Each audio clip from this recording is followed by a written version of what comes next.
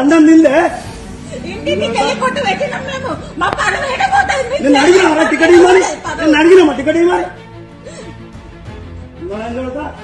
మా పరువు ఎందుకు బతుకమ్మ పరువైనాక నువ్వు పట్టుకున్నావు, నీకోసం వచ్చినారా? నేను అడిగినా టికెట్ ఇవ్వాలి, అందులో నా బతుకు బతుకున్నాను. నేను ఇంకో పార్టీ తెచ్చుకుని ఇంకేమో నేర్చుకున్నా అందులో. ఈ రోజు పొద్దున వరకు నీకు సాధ కాకపోతే నిన్న నమ్మని ఫోన్ చేసి మేము ఏదో ఒకటి చేసుకుంటున్నాం కదా. ఈ రోజు పొద్దున కూడా మీ పని మీరు చేసుకున్న ఫోన్ ఎందుకు చేయాలి? సచ్చేదాకా కేసీఆర్ నమ్మొద్దు, నిజమైతే మనకు న్యాయం ధర్మం అనేది ఉంటే సచ్చేదాకా కేసీఆర్ నమ్మొద్దు, కేసీఆర్ నమ్మొద్దు, కేసీఆర్ నమ్మొద్దు, నిజమైతే మనకు న్యాయం ధర్మం అనేది ఉంటే. నేను బీఆర్ఎస్ పార్టీ నుంచి టికెట్ ఇస్తాను, నన్ను మోసం చేసిరన్న. నేనే పైసలు కమ్ముడు పోయి ఈ రోజు ఒక కార్యకర్త ఇంత అన్యాయం జరుగుతూ ఉంటే కనీసం ఏ ఒక్క నాయకులు కూడా రెస్పాండ్ అయితే లేరు.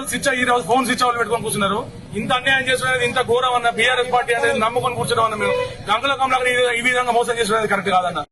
చంద్రపేటలోనా గదే ఎత్తులు ఒక్కసారి చదవాలనా? ఇల్లు ఏం రాశారు చదువుతా. ఒడ్డులో ఎందుకు పట్టించుకోవడమో అంత మీద నడుస్తుంది. అయ్యే రాగా గుర్తాయినట్టు నాగండి తల్లి ఒక్క నిమిషం. జ్యోతి నగర్ లా